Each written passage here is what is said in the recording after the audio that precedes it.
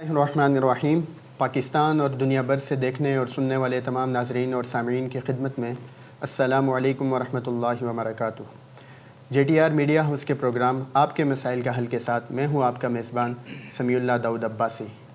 नाज़रीन कराम, रोज़ाना की तरह आज भी दुनिया भर के तकरीबन 8 से 10 मुख्तलिफ़ ममालिक और पाकिस्तान के तकरीबन 10 से 12 शहरों से पूछे गए सवालात मेरे सामने मौजूद हैं। ताहम इन सवालात की तरफ बढ़ने से पहले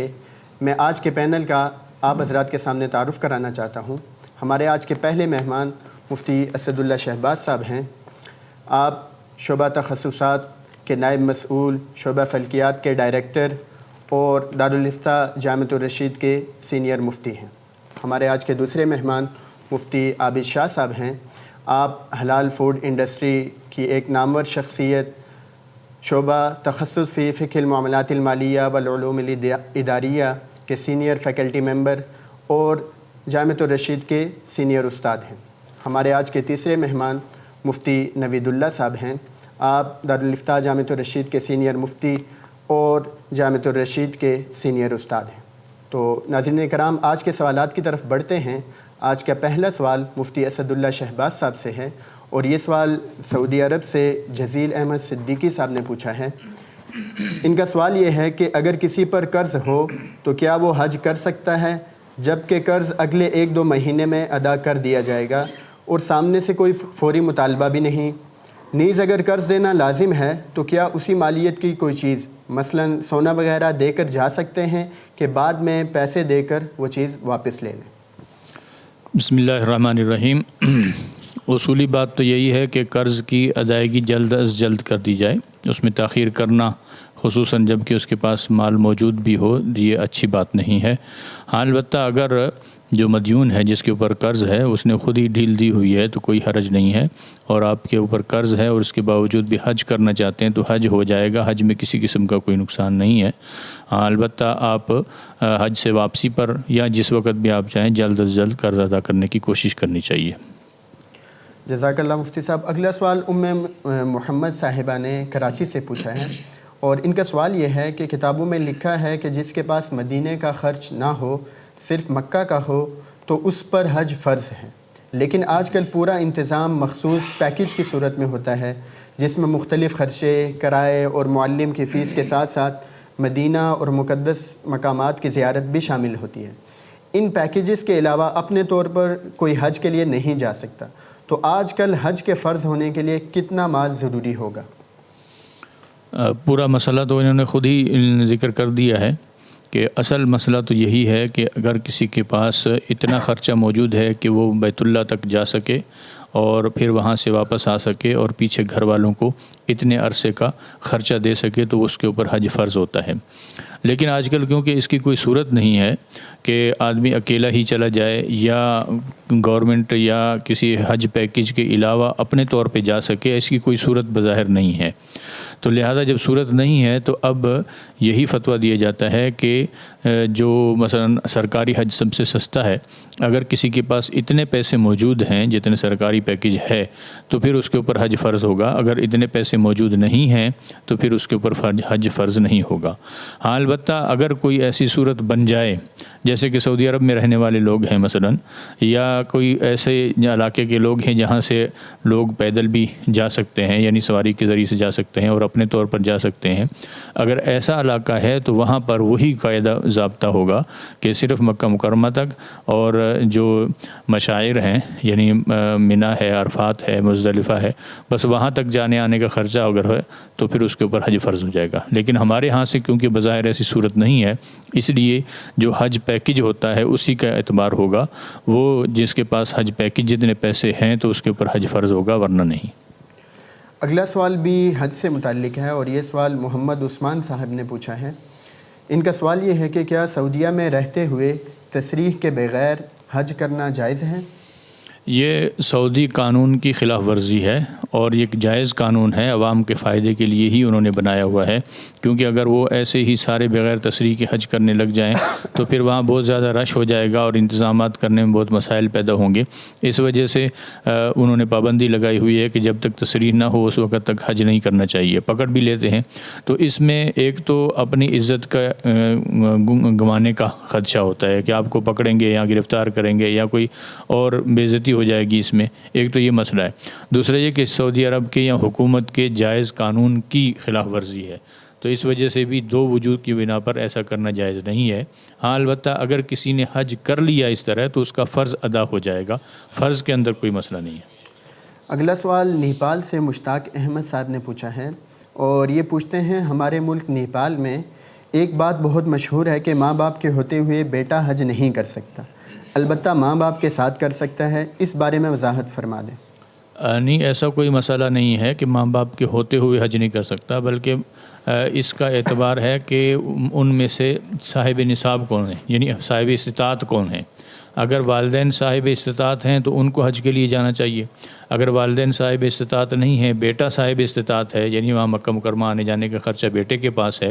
اور وہ مالدار ہے، والدین کے پاس نہیں ہے، تو بیٹے کے اوپر حج فرض ہے، لہذا پہلے بیٹے کو حج کرنا چاہیے، والدین کو نہیں۔ ہاں البتہ اپنی طرف سے وہ بعد میں یا کسی وقت ساتھ جاتے وقت والدین کو لے جائے تو بہت اچھی بات ہے، لیکن حج بہرحال جس کے پاس مال ہے اسی کے اوپر فرض ہوگا، دوسرے کے اوپر فرض نہیں ہوگا۔ یہ غلط مشہور ہو گیا ہے کہ والدین کے ہوتے ہوئے بیٹا حج نہیں کر سکتا، یہ غالباً بعض لوگوں نے ادب کی وجہ سے ایسا کہہ دیا ہوگا، ورنہ شرعی مسئلہ نہیں ہے۔ اگلا سوال ذیشان جاوید صاحب کا ہے اور یہ سعودی عرب سے یہ سوال پوچھ رہے ہیں۔ ان کا سوال یہ ہے کہ ایک شخص حج نہیں کر سکتا تو کیا یہ شخص شوال یا ذیقعدہ میں عمرہ کر سکتا ہے؟ شوال اور ذیقعدہ میں ویسے الگ سے عمرے کا یہ لوگ ویزا دیتے نہیں ہیں، لیکن اگر کسی کو مل جائے یا وہیں کوئی آدمی موجود ہو اور وہ حج کرنے پر قادر نہیں ہے، یعنی وہاں رک نہیں سکتا، تو شوال اور ذیقعدہ جو کہ اشہر حج کہلاتے ہیں، تو اشہر حج میں عمرہ کر سکتا ہے، اس میں کوئی ممانعت نہیں ہے۔ البتہ اگر یہ وہاں ٹھہرنے پر قادر بھی ہوگا حج تک تو پھر اس کے اوپر حج بھی فرض ہو جائے گا اگر پہلے نہیں کیا ہوا، تو اگر وہاں ٹھہرنے پر قادر نہیں ہے تو عمرہ کر کے واپس آ جائے، کوئی حرج نہیں ہے۔ جزاک اللہ مفتی اسد اللہ شہباز صاحب۔ اگلا سوال مفتی عابد شاہ صاحب سے ہے اور یہ سوال سعودی عرب سے مطیع الرحمان صاحب نے پوچھا ہے۔ ان کا سوال یہ ہے کہ UBL بینک میں شیئر خریدنا کیسا ہے جس میں نفع اور نقصان دونوں میں خریدار شریک ہوں؟ جی بسم اللہ الرحمن الرحیم۔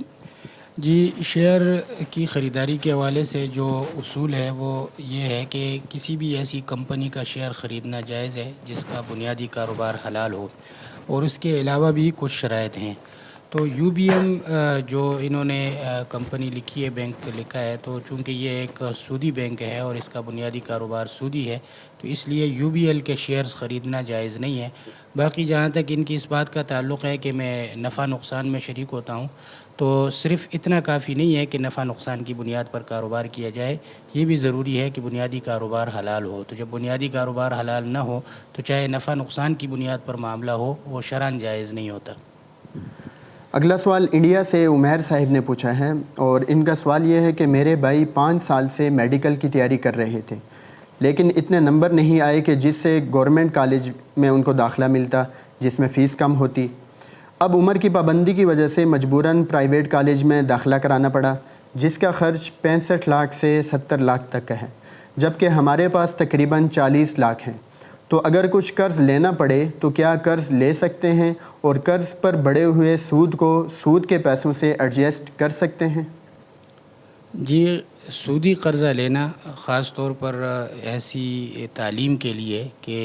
اعلیٰ درجے کی تعلیم جو شرعاً کوئی ضروری نہیں ہے، اس کی شرعاً گنجائش نہیں ہے، تو سودی قرضہ لینا جائز نہیں ہے۔ جہاں تک ان کے اس سوال کا تعلق ہے کہ اس کا سود کے ساتھ اس کی ایڈجسٹمنٹ کرنا،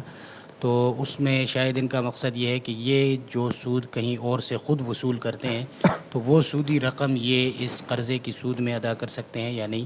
تو اس کا جواب یہ ہے کہ یہ بھی جائز نہیں ہے، اس لیے کہ ایک گناہ تو انہوں نے کر لیا ہے سودی قرضہ وصول کر کے، البتہ اگر اس قرضے کو یہ اپنے قرضے کی ادائیگی میں ادا کریں گے تو یہ اس کا استعمال ہوگا ایک طرح کا، اور سودی رقم جو آدمی نے حاصل کی ہو اس کا استعمال شرعاً جائز نہیں ہے، بلکہ اس کا شرعی حکم یہ ہے کہ اس کو بغیر نیت ثواب صدقہ کیا جائے، بلکہ اگر مالک معلوم ہے تو اسی مالک کو واپس کر دی جائے۔ تو اس لیے ان دونوں سوالوں کا جواب یہ ہے کہ یہ جائز نہیں ہے۔ اگلا سوال امریکہ سے مسز ارشد صاحبہ نے پوچھا ہے، اور یہ پوچھتی ہیں آج کل چائنا بونز برانڈ کے ڈنر سیٹ اور کپ وغیرہ میری معلومات کے مطابق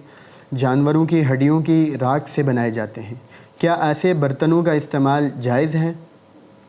جی ایسے برتن جو جانوروں کی ہڈیوں سے بنائے جاتے ہیں ان کے بارے میں یہ تفصیل ہے کہ اگر حلال جانور کی ہڈیوں سے برتن بنائے گئے ہوں تو ان کا استعمال بلا شبہ جائز ہے، اور اگر خنزیر کے ہڈیوں سے برتن بنائے جائیں تو ان کا استعمال جائز نہیں ہے، لیکن اگر ان ہڈیوں کو جلا کر راکھ کر دیا جاتا ہے اور اس راکھ سے برتن بنائے جاتے ہیں، جیسے کہ انہوں نے بھی لکھا ہے کہ راکھ سے بنائے جاتے ہیں، تو چونکہ راکھ بن جانے کے بعد اس کی حقیقت اور ماہیت تبدیل ہو جاتی ہے، تو اس لیے خنزیر کی ہڈیوں کی راکھ سے بھی اگر کوئی برتن بنے ہوں گے تو ان کا استعمال بھی جائز ہوگا۔ تو ہماری معلومات کے مطابق بون کراکری کے نام سے جو کراکری چائنا سے آتی ہے وہ زیادہ تر یہ گائے کی ہڈیوں سے بنی ہوتی ہے، لیکن اگر بالفرض وہ خنزیر سے بنی ہو اور یہ معلوم ہو جیسے انہوں نے لکھا ہے کہ وہ راکھ سے بنی ہوتی ہے، ہڈی سے نہیں بنی ہوتی، تو پھر اس کا استعمال بھی جائز ہے۔ جزاک اللہ مفتی صاحب۔ اگلا سوال کراچی سے شوقی صاحب نے پوچھا ہے، اور یہ پوچھتے ہیں کہ موویز اور فلمیں دیکھنے کا کیا حکم ہے جبکہ ان میں خراب اور اوریاں مناظر نہ ہوں، جیسے ایکشن یا سائنس فکشن فلم، نیز اگر یہ حرام ہے تو ان کو کمپیوٹر میں محفوظ رکھنے کا کیا حکم ہے؟ اسی طرح اینیمیشن موویز اور کارٹونز کا حکم بھی بتا دیں۔ جی اس سوال کے جواب کے لیے پہلے ڈیجیٹل تصویر کے حوالے سے اہل علم کی آراء جاننا ضروری ہے۔ تو ڈیجیٹل تصویر کے حوالے سے اہل علم کی مختلف آراء ہیں۔ بعض حضرات یہ فرماتے ہیں کہ یہ تصویر ہی ہے اور اس کا برتنا استعمال کرنا بالکل حرام ہے، ناجائز ہے۔ دوسرے حضرات یہ فرماتے ہیں کہ یہ تصویر نہیں ہے، عکس کے قریب ہے اور اس کے حکم میں ہے، لہٰذا جائز منظر کا ڈیجیٹل تصویر دیکھنا جائز ہے اور ناجائز کا دیکھنا جائز نہیں ہے۔ جبکہ تیسری رائے اس حوالے سے یہ ہے کہ یہ ہے تو تصویر، لیکن جائز مقاصد کے لیے دینی مقاصد کے لیے، تبلیغ کے لیے اگر ضرورت ہو تو اس کا استعمال کر سکتے ہیں ضرورت کی وجہ سے۔ تو جہاں تک ان کے سوال کا تعلق ہے تو انہوں نے فلموں کے حوالے سے پوچھا ہے، تو فلموں کو دیکھنے کی ہمیں کوئی ضرورت سمجھ میں نہیں آتی، خاص طور پر اگرچہ وہ ناجائز مناظر سے خالی ہوں۔ اگرچہ یہ بہت مشکل ہے کہ کوئی فلم ایسا ہو جو ناجائز مناظر سے خالی ہو، وہ ناجائز مناظر پہ مشتمل ہوتا ہی ہے، تو اس لیے اس کا دیکھنا تو کسی بھی رائے پر جائز نہیں ہے۔ اور اگر ناجائز مناظر سے خالی ہو اور اس کے دیکھنے کا کوئی مقصد ہو، جیسے انہوں نے سائنس کے حوالے سے بعض فلموں کی بات کی ہے، تو جو اس شعبہ کے لوگ ہیں وہ اگر دیکھیں تو ان علماء کی رائے پر جو یہ کہتے ہیں کہ جائز مقاصد کے لیے، دینی یا دنیاوی معتبر مصلحت کے لیے استعمال کر سکتے ہیں، تو ان کی رائے پر گنجائش ہوگی، لیکن اس شرط پر کہ اس میں کسی قسم کا ناجائز منظر نہ ہو۔ باقی کارٹونز وغیرہ اور اینیمیشن کے حوالے سے جو ان کا سوال ہے، اگر کارٹون ایسے ہیں کہ جو کاغذ پر تصویر بنا کر پھر اس سے مووی بنائی گئی ہے تو اس کا دیکھنا اور استعمال کرنا تو جائز نہیں ہے، کیونکہ پرنٹڈ تصویر جو ہے وہ بالاتفاق تصویر ہے اور اس کا استعمال جائز نہیں۔ البتہ اگر وہ ڈیجیٹل طریقے سے بنائی گئی ہیں تو اس میں بھی یہی تفصیل ہے، اور اس کو پھر البتہ اگر بچوں کو اسلامی کارٹون اس قسم کے دکھائے جائیں کہ جس میں کوئی خرابی نہ ہو اور شریعت کے خلاف کوئی بات نہ ہو تو اس کی گنجائش ہے۔ البتہ موسیقی وغیرہ اگر اس میں ہو تو اس کی آواز بند کرنا یہ ضروری ہوگا۔ اگلا سوال کھیل سے متعلق ہے، اور یہ سوال صاحبال سے بنت ایوب صابر صاحبہ نے پوچھا ہے۔ یہ پوچھتی ہیں کہ کسی ناجائز شرط کے بغیر لوڈو گیم کھیلنا کیسا ہے؟ جی کسی بھی قسم کی شرط اگر اس پر نہیں لگائی جاتی ہے تو کل بھی اس سوال کا ہم نے جواب دیا تھا، لوڈو کھیلنا فی نفسی جائز ہے، البتہ اگر اس پر شرط لگائی جاتی ہے تو پھر وہ جائز نہیں ہے، اور اسی طرح یہ بھی جائز نہیں ہے کہ دن رات اسی کا مشغلہ رکھا جائے، تھوڑی دیر کے لیے دل کو اس کے لیے تفریح کے لیے وہ اس کو کھیلنا جائز ہے، اگر ہر وقت اس کو مشغلہ بنا دیا جائے تو وہ بہرحال اس سے منع کیا جائے گا۔ جزاک اللہ مفتی عابد شاہ صاحب۔ اور اگلا سوال مفتی نوید اللہ صاحب سے ہے، اور یہ سوال محمد حذیفہ صاحب نے پوچھا ہے۔ سوال ان کا یہ ہے کہ کیا قربانی کے جانور کے علاوہ گائے میں بچوں کا عقیقہ کر سکتے ہیں یا بکرے کا ہی کرنا ہوگا؟ بسم اللہ الرحمن الرحیم۔ قربانی کے جانور کے علاوہ گائے میں بچوں کا عقیقہ کر سکتے ہیں، اور اس سے بھی اس عقیقے کی سنت ادا ہوگی۔ بکرے ذبح کرنا ضروری نہیں ہے، تو گائے میں بھی کر سکتے ہیں۔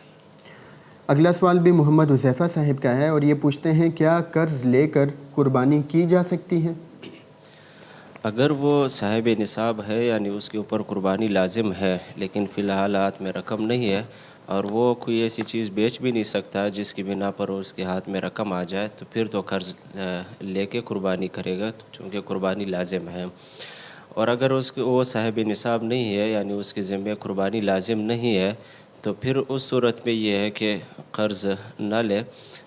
اس لیے کہ قربانی ایک نفل عبادت ہے، اور قرض جو ہے، قرض سے حدیث میں پناہ مانگی گئی۔ آپ صلی اللہ علیہ وسلم نے باقاعدہ پناہ مانگی۔ حدیث کا مفہوم یہ ہے کہ آپ صلی اللہ علیہ وسلم نے گناہ سے اور قرض سے پناہ مانگی ہے، اور نفلی عبادت کے بارے میں چونکہ سوال بھی نہیں ہوگا، اور قرض اگر اس کی ادائیگی نہ کی گئی ہو اور ادائیگی پر وہ قادر نہ ہوا ہو، تو پھر یہ حقوق العباد میں سے ہے اور اس کا باقاعدہ سوال ہوگا۔ لہٰذا وہ اپنی حالت کو دیکھے کہ اگر وہ قرض کی ادائیگی پر قادر ہے تو نفلی عبادت کے لیے وہ اس کا دل چاہتا ہے تو قرض لے کے وہ قربانی کر لیتا ہے تو قربانی ہو جائے گی، لیکن اگر وہ اس پر قادر نہیں ہے تو پھر قرض نہیں لینا چاہیے۔ اگلا سوال دبئی سے ارسلان صاحب نے پوچھا ہے، اور یہ بھی قربانی سے متعلق ہے۔ یہ پوچھتے ہیں کہ میں دبئی میں ملازمت کرتا ہوں، جبکہ میرے پاس پاکستان میں 1,00,000 اور کچھ ہزار روپے موجود ہیں۔ گھر میں والد صاحب اگر قربانی کریں تو وہ سب کی طرف سے ادا ہو جائے گی یا مجھ پر الگ سے ادا کرنا واجب ہوگی، جبکہ ابھی میری شادی بھی نہیں ہوئی؟ دیکھیں، قربانی صاحب نصاب پر لازم ہوتی ہے۔ اب دیکھنا یہ ہے کہ انہوں نے جو رقم یہاں بھیجی ہے پاکستان میں ہے، ان کے پاس یہ ان کی ملکیت میں ہے یا والد کی ملکیت میں ہے۔ تو اگر یہ ان کی ملکیت میں ہے اور اس رقم کے ساتھ وہ صاحب نصاب بنتا ہے تو ان پر الگ قربانی لازم ہوگی، اور اگر والد بھی صاحب نصاب ہے تو والد پر الگ قربانی ہوگی۔ تو ایسے نہیں ہو سکتا ہے کہ دونوں صاحب نصاب ہو، فقط والد قربانی کرے تو اس کی طرف بیٹے کی طرف سے بھی کافی ہو، یہ اس طرح نہیں ہوگا۔ اور اگر یہ 1,00,000 اور کچھ پیسے جو یہ بتا رہے ہیں، اگر یہ والد کی ملکیت میں ہے، اس کے پاس ابھی کچھ نہیں ہے، صاحب نصاب نہیں ہے، تو پھر اس صورت میں والد اگر قربانی کرے گا صاحب نصاب ہو کر تو اس کی قربانی ہو جائے گی، اور یہ بیٹا جو صاحب نصاب نہیں ہے اس پر قربانی لازم نہیں ہوگی۔ اگلا سوال آپ کے شہر کوئٹہ سے بلال احمد صاحب نے پوچھا ہے، اور یہ پوچھتے ہیں اگر کوئی شخص جان بوجھ کر گھر میں نماز پڑھتا ہے تو کیا اس کی نماز ہو جاتی ہے؟ یا نماز تو ہو جاتی ہے، البتہ جان بوجھ کر گھر میں نماز پڑھنا یہ مناسب نہیں ہے، اور جماعت کی نماز، مسجد کی نماز چھوڑ دینا اس سے گناہ ہوتا ہے۔ اور جو جماعت کی فضیلت ہے کہ ایک نماز کی 27 درجے کی فضیلت ہے اور زیادہ ثواب ملتا ہے، وہ فضیلت سے بھی وہ محروم ہو جاتا ہے۔ اور اسی طرح جماعت چھوڑ دینے پر، مسجد کی جماعت چھوڑ دینے پر جو وعیدے ہیں اس کا مستحق بن جاتا ہے۔ جیسے حدیث کا مفہوم ہے جس میں بتایا کہ جماعت کی نماز یعنی اتنی تاکید ہے کہ کوئی منافق شخص ہی اس کو چھوڑ سکتا ہے۔ تو ہمارے علماء احناف کے نزدیک تو جماعت کی نماز یہ سنت مؤکدہ ہے یا واجب ہے، تو اس طرح بغیر عذر کے وہ چھوڑ دینا یہ گناہ کا کام ہے۔ تو گھر میں بلا عذر جو ہے وہ نماز نہیں پڑھنی چاہیے بلکہ مسجد جانا چاہیے، تاہم اگر کسی نے پڑھ لی ہے گھر میں نماز تو نماز ہو جاتی ہے۔ اگلا سوال محمد افتخار گنگوہی صاحب نے پوچھا ہے، اور ان کا سوال یہ ہے کہ نماز میں صف بنانے کا سنت طریقہ کیا ہے؟ اگر ایک طرف مقتدی زیادہ ہوں اور دوسری طرف کم ہوں تو کیا نماز درست ہو جائے گی؟ نماز میں صفوں کی ترتیب کے بارے میں بہت تاکید آئی ہے کہ صفیں درست ہو، یعنی اس میں یہ ہے کہ دو آدمیوں کے درمیان زیادہ فاصلہ نہ ہو، بالکل مل کر کھڑے ہو، اور صف جو ہے وہ جب پہلی صف مکمل ہو جائے اس کے بعد دوسری صف بنائے۔ اسی طرح جب صف بنانے لگے تو امام کے پیچھے سے دائیں بائیں جو ادھر صف بنائے جائے بلکہ ایک طرف کھڑے نہ ہو۔ تو یہ ہے کہ جب ایک طرف زیادہ مقتدی ہو تو بعد میں آنے والوں کو چاہیے کہ وہ دوسری طرف وہ کھڑے ہو جائے، تو اس طرح کھڑے ہونا چاہیے تھا۔ ہم اگر کسی نے ایک طرف زیادہ مقتدی وہاں جا کے نماز پڑھ لی تو پھر بھی نماز ہو جاتی ہے، البتہ صفوں کی ترتیب کا تقاضا یہ ہے کہ دونوں طرف اعتدال کے ساتھ صفیں بنائی جائے۔ جزاک اللہ مفتی نوید اللہ صاحب۔ اگلا سوال مفتی اسد اللہ شہباز صاحب سے ہے، اور یہ سوال سعودی عرب سے حافظ عامر صاحب نے پوچھا ہے۔ سوال ان کا یہ ہے کہ عمرہ کے لیے اگر احرام صحیح نہیں باندھا تو کیا وہ کھول کر دوبارہ باندھ سکتے ہیں؟ اگر یہ عمل 4-5 دفعہ کیا ہو تو کیا حکم ہے؟ یہ صاحب شاید یہ سمجھ رہے ہیں کہ احرام چادر باندھنے کا نام ہے، حالانکہ احرام چادریں باندھنے کا نام نہیں ہے، بلکہ احرام ہوتا ہے کہ عمرے کی یا حج کی نیت کر کے تلبیہ وغیرہ پڑھ لینا، اس کو احرام باندھنا کہتے ہیں۔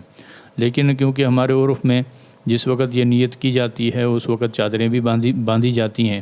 تو لوگوں نے یہ سمجھ لیا شاید چادر باندھنے کو احرام باندھنا کہتے ہیں، حالانکہ ایسا نہیں ہے۔ چادر تو اس لیے باندھی جاتی ہے، چادر اوپر ایک لی جاتی ہے دوسری باندھی جاتی ہے نیچے، وہ اس لیے ہوتی ہے کہ آدمی کو کیونکہ سلے ہوئے کپڑے پہننا احرام کی حالت میں ممنوع ہے، اس لیے وہ غیر سلے ہوئے کپڑے پہنتا ہے۔ تو یہ جو غیر سلے ہوئے کپڑے ہیں، یہ آپ نے ایک مرتبہ اگر چادر مثلا باندھ لی ہے تو اور اس کے بعد نیت کر لی ہے، نیت کرنے کے بعد یہ چادر اتار کر تبدیل بھی کر سکتے ہیں، اس کو دھو بھی سکتے ہیں، اور اس کو اگر ڈھیلی ہو جائے یا کھل جائے اس کو دوبارہ باندھ بھی سکتے ہیں، اس میں کوئی حرج نہیں ہے۔ احرام اس کا ٹوٹے گا نہیں، احرام اسی طرح باقی رہے گا، وہ کیونکہ احرام نام ہے نیت کرنے کا اور تلبیہ پڑھنے کا، تو وہ جب انہوں نے کر لیا ہے تو وہ باقی ہے اس کا۔ چادر اگر اس نے 4-5 مرتبہ کھول کے باندھ لیے کوئی حرج نہیں اس میں۔ اگلا سوال کشمیر سے عامر صاحب کا ہے، اور یہ پوچھتے ہیں نماز میں دھیان کے لیے آنکھیں بند کرنا کیسا ہے؟ ایک صاحب کہتے ہیں جو نماز میں آنکھیں بند کرے وہ قیامت میں اندھوں کے ساتھ اٹھایا جائے گا، کیا یہ درست ہے؟ نہیں جی، یہ بات ان کی درست نہیں ہے کہ اندھوں کے ساتھ اٹھایا جائے گا، بلکہ نماز کے اندر آنکھیں بند کر کے جو نماز پڑھنے کو مکروہ لکھا ہے، وہ فقہا کی عبارات سے یہ بات ملتی ہے کہ آنکھیں بند کر کے نماز نہیں پڑھنی چاہیے، کیونکہ آدمی اللہ تعالیٰ کے سامنے کھڑا ہوتا ہے تو اللہ تعالیٰ کے سامنے صحیح جو آدمی کی کیفیت ہے، حالت ہے، اسی میں کھڑا ہونا چاہیے۔ باقی یہ کہ یہ منسوس مسئلہ نہیں ہے۔ البتہ کسی آدمی نے اگر آنکھیں بند، کوئی خشوع خضوع اس کو اسی وقت حاصل ہوتا ہے جس وقت آنکھیں بند کرے، ورنہ اس کی توجہ ادھر ادھر ہوتی ہے، تو اس کو فقہا نے اجازت دی ہے کہ ایسا شخص آنکھیں بند کر کے بھی نماز پڑھ سکتا ہے۔ لہٰذا یہ کہنا کہ اگر کسی نے آنکھیں بند کر کے نماز پڑھی ہے آخرت میں اندھوں کے ساتھ اٹھایا جائے گا، اس کا حوالہ اس سے مانگ لیا جائے جنہوں نے یہ بات کہی ہے کہ یہ کہاں بات لکھی ہوئی ہے، اگر واقعتاً کہیں لکھی ہوئی ہے تو ہمیں بتائے تاکہ ہم اس کی تحقیق کر سکیں کہ کیا چیز ہے۔ اگلا سوال مردان سے سہیل صاحب نے پوچھا ہے، اور ان کا سوال یہ ہے نماز میں شہادت کی انگلی اٹھانے کی کتنی اہمیت ہے، اور اٹھانے کے بعد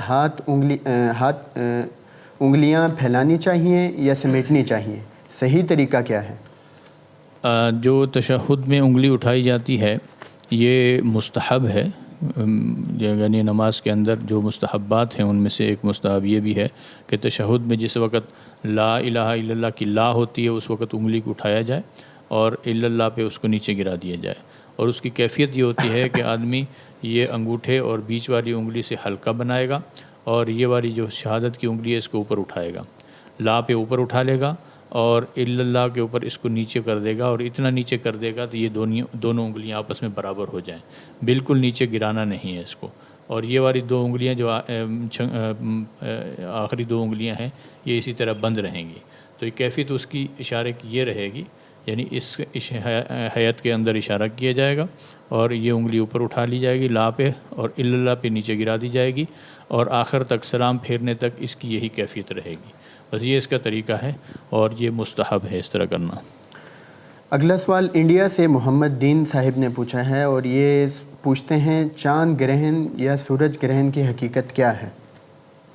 اس کی حقیقت تو کیونکہ یہ فلکیات سے متعلق مسئلہ ہے، اس کی حقیقت تو یہی ہے کہ جس وقت چاند زمین اور سورج کے درمیان میں آ جاتا ہے اور زمین کے اوپر چاند کا سایہ پڑتا ہے، تو جس علاقے میں چاند کا سایہ زمین کے اوپر پڑ رہا ہوتا ہے تو وہاں سورج گرہن ہو جاتا ہے۔ اور اگر اس کے برعکس ہو، یعنی ایک طرف سورج ہے، پھر زمین ہے اور پھر چاند ہے، یعنی زمین چاند اور سورج کے درمیان میں اگر آ جاتی ہے تو زمین کا سایہ پھر چاند کے اوپر پڑتا ہے، تو جس کی وجہ سے چاند کے اوپر جو سایہ ہوتا ہے تو سورج کی روشنی چاند تک نہیں پہنچ سکتی، اس لیے وہ بجھ جاتا ہے، یعنی مظلم ہو جاتا ہے۔ کبھی وہ کیونکہ سرخ سی روشنی نظر آتی ہے تو سرخ نظر آتا ہے، کبھی سیاہ آدھا حصہ نظر آتا ہے، تو اس کے مختلف صورتیں ہوتی ہیں، جزوی ہوتا ہے، کلی ہوتا ہے۔ تو یہ اصل ہے اس کی کہ اس انداز سے سورج گرہن یا چاند گرہن ہوتا ہے۔ لیکن نبی اکرم صلی اللہ علیہ وسلم نے جو اس موقع پر تعلیم ارشاد فرمائی ہے وہ یہ کہ جب چاند گرہن ہو یا سورج گرہن ہو، اس وقت آپ صلی اللہ علیہ وسلم کا عمل جو ہوتا تھا وہ یہ تھا کہ آپ نماز کی طرف متوجہ ہوتے تھے، اور سورج گرہن کے وقت تو باقاعدہ آپ نے نماز بھی پڑھائی ہے اور پیچھے صحابہ اکرام نے نماز پڑھی ہے اور لمبی نماز پڑھائی ہے جب تک کہ سورج گرہن ختم نہیں ہو جاتا۔ اور چاند گرہن کیونکہ رات کے وقت میں ہوتا ہے، اس لیے اس میں نماز ایسے جماعت کے ساتھ تو مسنون نہیں ہے، لیکن اس وقت نماز بھی پڑھی جا سکتی ہے، انفرادی طور پر ذکر، تسبیح، تلاوت وغیرہ کی جا سکتی ہے۔ کیونکہ ایک یہ خوفناک منظر ہوتا ہے، جن لوگوں نے سورج گرہن دیکھا ہے تو ان کو جب مکمل سورج گرہن ہو جاتا ہے تو اس وقت پوری جہاں جہاں سورج گرہن ہو رہا ہوتا ہے وہاں مکمل اندھیرا ہو جاتا ہے اور ایک خوفناک منظر سا بن جاتا ہے۔ اور اس وجہ سے آپ صلی اللہ علیہ وسلم نے ایسے موقع پر جب بھی کوئی خوفناک منظر ہوتا تھا تو آپ نماز کی طرف متوجہ ہوتے تھے، مسجد کی طرف چلے جاتے تھے۔ آندھی اگر آتی تھی اس وقت بھی، اور بارش زیادہ تیز ہو جاتی تھی اس وقت بھی، اگر زلزلہ آ جاتا ہے تو اس وقت بھی، سارے ایسی چیزیں ہیں کہ جس وقت آدمی اللہ تعالیٰ کی طرف متوجہ ہوتا ہے۔ تو آپ صلی اللہ علیہ وسلم نے تعلیم یہی دی ہے کہ اللہ تعالیٰ کی طرف متوجہ ہونا چاہیے۔ باقی یہ کہ اس کو دیکھ کر اور تماشا بنا لینا یہ اچھی بات نہیں ہے، ایسے موقع پر مساجد کی طرف متوجہ ہونا چاہیے۔ جزاک اللہ مفتی صاحب۔ اگلا سوال ملنگ محسود صاحب نے ابو ظہبی سے پوچھا ہے، اور ان کا سوال یہ ہے، کیا ایسی کوئی حدیث ہے کہ چاند گرہن کی طرف دیکھنے سے نظر کمزور ہوتی ہے؟ نہیں جی، ایسی کوئی حدیث تو نہیں ہے ہماری نظر سے گزری کہ نظر کمزور ہوتی ہے۔ یہ طبی مسئلہ ہے کہ کیونکہ چاند گرہن ہو رہا ہوتا ہے تو اس وقت روشنی کم ہوتی ہے، تو چاند گرہن میں تو چاند کی طرف دیکھنے سے نظر کے ختم ہونے کا یا کمزور ہونے کا کوئی بظاہر امکان نہیں ہے۔ البتہ جب سورج گرہن ہو رہا ہوتا ہے تو اس وقت کیونکہ ایک جزوی اگر سورج گرہن ہو تو ایک طرف سے تیز روشنی آ رہی ہوتی ہے اور دوسری طرف سورج جو ہے نا وہ بند ہوتا ہے،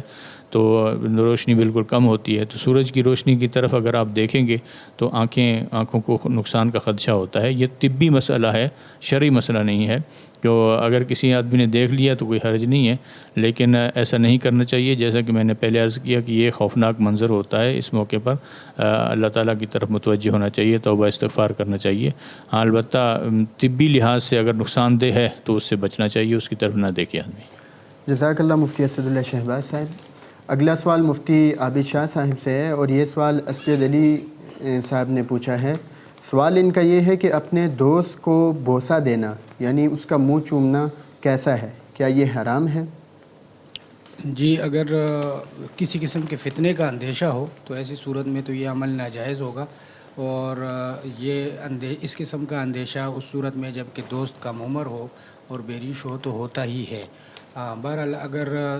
بڑی عمر کے افراد ہوں اور اس قسم کا کوئی اندیشہ نہ ہو تو یہ عمل فی نفسی ہی جائز ہے۔ تاہم جس طرح بعض علاقوں میں اس کو معانقے اور مصافحے کا ایک لازمی حصہ بنا لیا گیا ہے اور اس کی ایک رسم ہوتی ہے باقاعدہ، تو اس سے احتراز کرنا چاہیے، یہ اس کو چھوڑ دینا بہتر ہے۔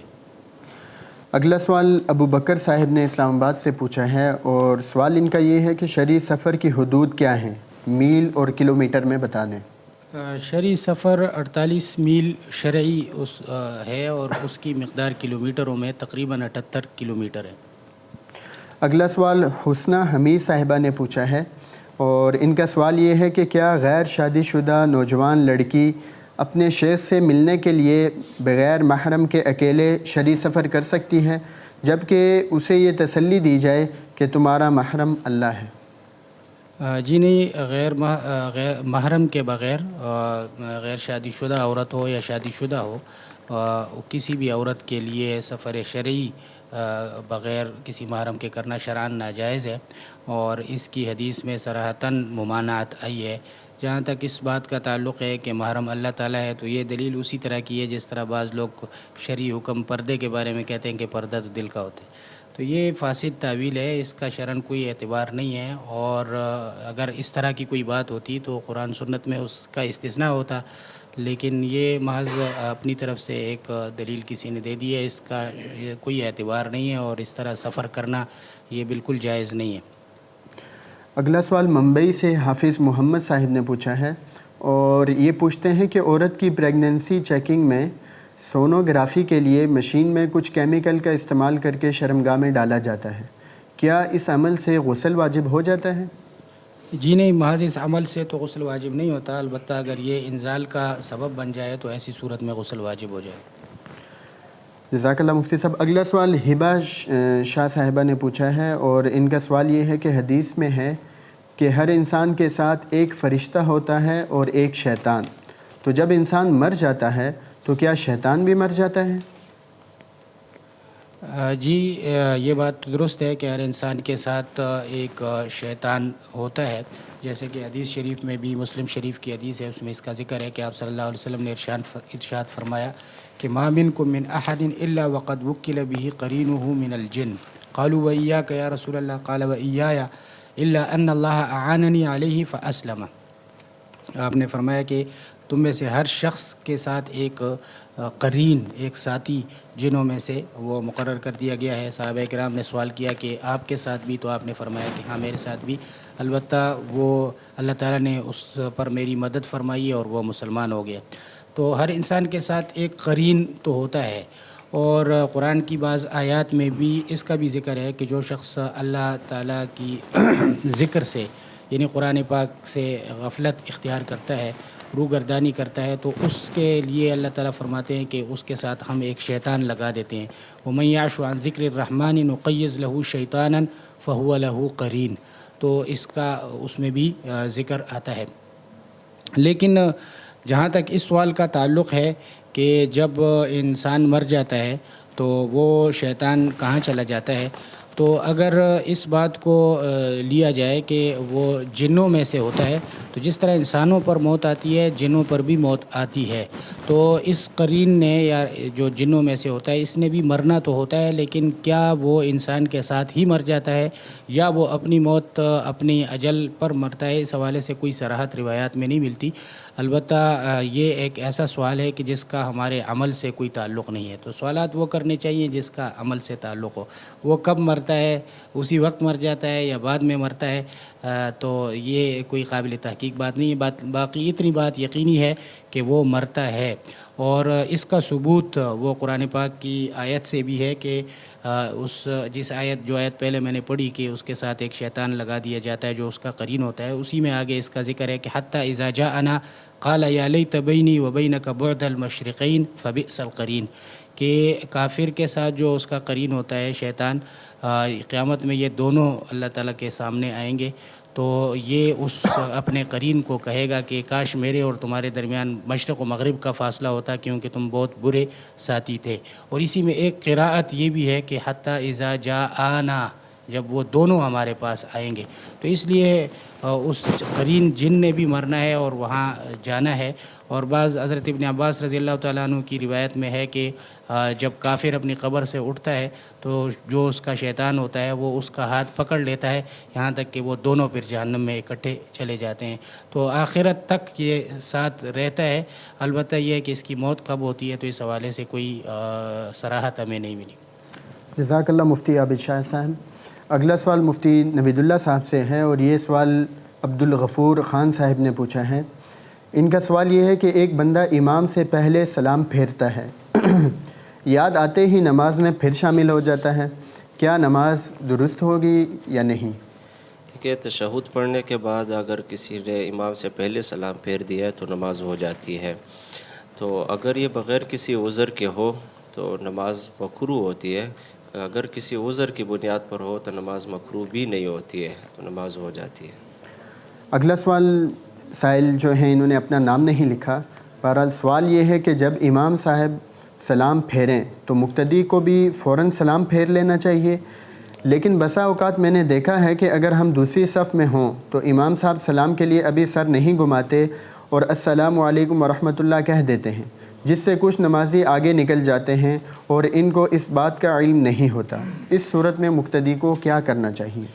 دیکھیے، مقتدی وہ امام کے تابع ہے، تو امام نے جب سلام پھیر دیا ہے، مقتدی نے اگر تشہد ختم کر لیا ہو اور وہ درود اور دعا پڑھ رہا ہو تو پھر وہ امام کی مطابعت میں ان کو بھی سلام پھیرنا چاہیے، بلکہ پھیرنا لازم ہے۔ اور اگر وہ تشہد نہ ختم کر چکا ہو تو تشہد مکمل کر کے پھر امام کے ساتھ سلام پھیر دیں۔ تو تشہد ختم کرنے کی صورت میں مطابعت واجب ہے، تو امام کے ساتھ سلام پھیرنا چاہیے۔ تو بالفرض اگر کسی نے امام سے پہلے پھیر دیا ہے تو وہ ابھی ہم نے مسئلہ بیان کر لیا ہے، تو اس سے بھی نماز ہو جاتی ہے۔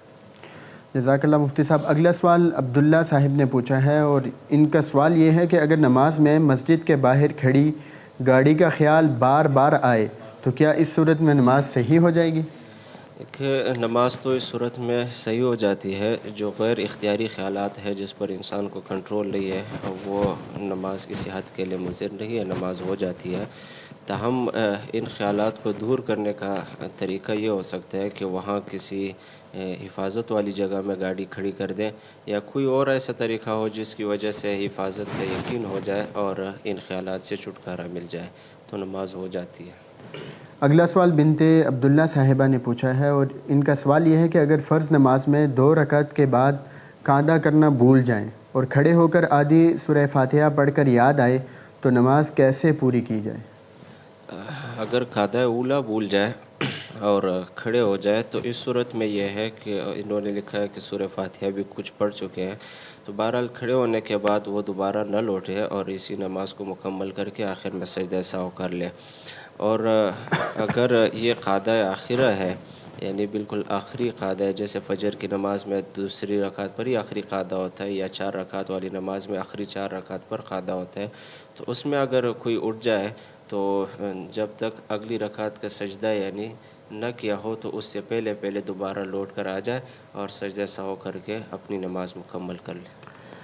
اگلا سوال اٹک سے کمال خان صاحب نے پوچھا ہے اور ان کا سوال یہ ہے کہ تہجد کی نماز کا وقت کب سے شروع ہوتا ہے؟ جو عشاء کا وقت ہے وہی وقت تہجد کا بھی ہے، یعنی جب سے عشاء کا وقت شروع ہو جاتا ہے تو تہجد کا وقت شروع ہو جاتا ہے، اور جب عشاء کا وقت ختم ہو کے صبح صادق فجر کا وقت شروع ہو جاتا ہے تو اس وقت تہجد کا وقت بھی ختم ہو جاتا ہے۔ تو یہ اس میں ابتدائی وقت میں بھی تہجد پڑھ سکتے ہیں اور درمیانی وقت میں بھی اور آخر وقت میں بھی تہجد پڑھ سکتے ہیں۔ آپ صلی اللہ علیہ وسلم سے تینوں اوقات میں ثابت ہے۔ تو آپ صلی اللہ علیہ وسلم نے زیادہ تر اور خاص کر آخری ایام میں جو تہجد پڑھی ہے وہ رات کے آخری حصے میں ہے، یعنی اگر ہم رات کو عشاء کے وقت کو 3 حصوں میں تقسیم کریں تو آخری 3 حصوں میں آخری تیسرا حصہ جو ہے اس میں زیادہ تر آپ صلی اللہ علیہ وسلم نے تہجد پڑھی ہے۔ تو اگر یہ کچھ وقت کے لیے کوئی شخص بیدار ہو کے تہجد پڑھنا چاہتا ہو تو یہ ترتیب ہے، اور اگر کوئی زیادہ ایک تہائی وقت کے لیے ہو تو پھر اس کے لیے بہتر یہ ہے کہ جو درمیانی اوسط وقت ہے، درمیانی والی تہائی ہے، اس میں پڑھ لے، جو پورا تہائی وقت عبادت میں صرف کرنا چاہتا ہو۔ اور اگر کوئی نصف شب عبادت میں صرف کرنا چاہتا ہو تو پھر اس کے لیے اگر عشاء کے وقت کو 2 حصوں میں تقسیم کیا جائے تو دوسرا والا جو حصہ ہے اس کو عبادت میں بطور تہجد کے لگانا یہ زیادہ ثواب ہے اس میں۔ جزاک اللہ مفتی نوید اللہ صاحب۔ ناظرین کرام، یہ آج کے ٹرانسمیشن کا آخری سوال تھا۔ کل انشاءاللہ آپ کے بہت سارے سوالات کے ساتھ آپ کی خدمت میں دوبارہ حاضر ہوں گے۔ تب تک کے لیے ہمیں اجازت دیجیے۔ اللہ حافظ۔ السلام علیکم ورحمۃ اللہ۔